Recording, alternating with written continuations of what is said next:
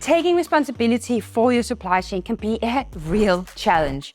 That's why I wanted to give you this video where I will go over the 5 steps to develop a sustainable supply chain.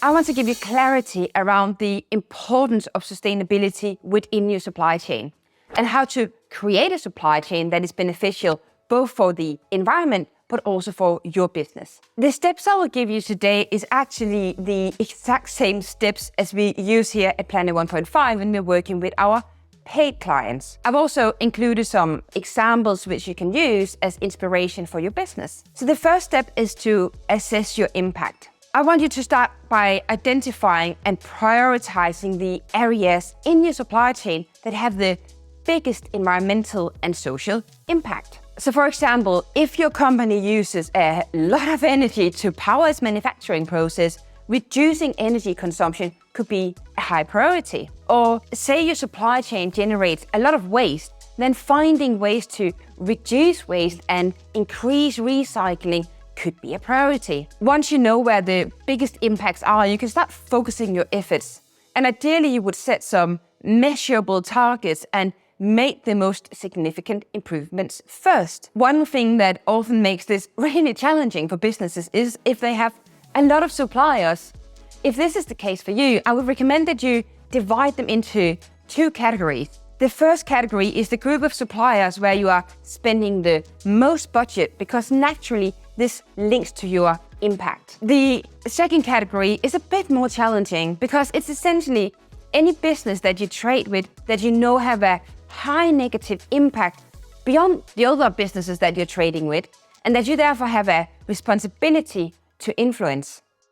Step number 2, collaborate with suppliers. Once you know what your biggest impact is, you are ready to engage with your suppliers to really understand their sustainability practices and challenges. You could do this by asking them questions about their environmental and social performance, or even visiting their facilities to see firsthand how they operate. This can help you identify opportunities for improvements and work together on finding common solutions. For example, if a supplier is sourcing raw materials overseas, you could help them find alternative local solutions. Or if a supplier is generating a lot of waste, you could work together to find ways to reduce or repurpose that waste. Step number 3, build a procurement process. Now that you understand your main impact areas and you are starting to work closely with your suppliers, you can start to implement green procurement practices. This means choosing products and services that have a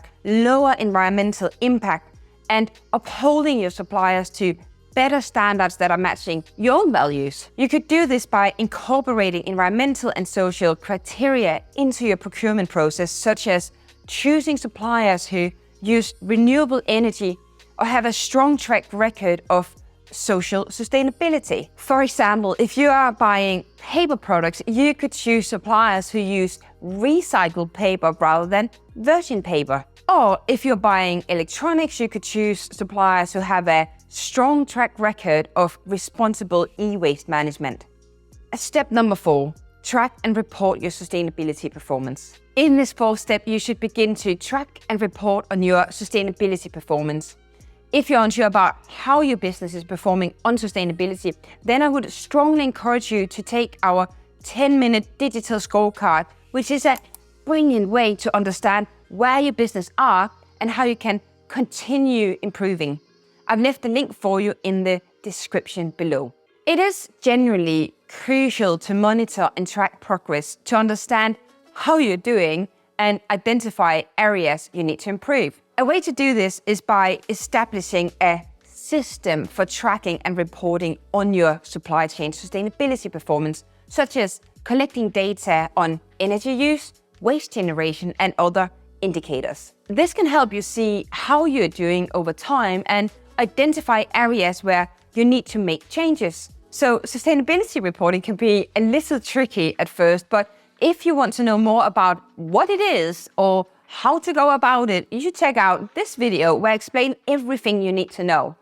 Step number 5, communicate your efforts. Finally, Don't forget to communicate your sustainability efforts to your customers, suppliers, and stakeholders. You could do this by sharing information about your sustainability performance on your website, on social media, on other communication materials. Doing this can help you build trust and strengthen the relationship, as well as demonstrate your commitment to sustainability. There are lots of rules and regulations that are hitting businesses of all sizes right now.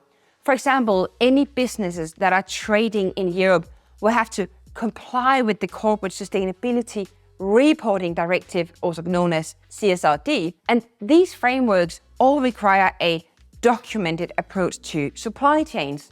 So continue on and check out this video to find out if your business should align with the new European requirements. Thank you so much for watching this video. If you found the video helpful, don't forget to hit the like button. The algorithm seems to like that. And don't forget to follow our channel for more content about sustainability for business. Thank you so much, and I will see you in the next video.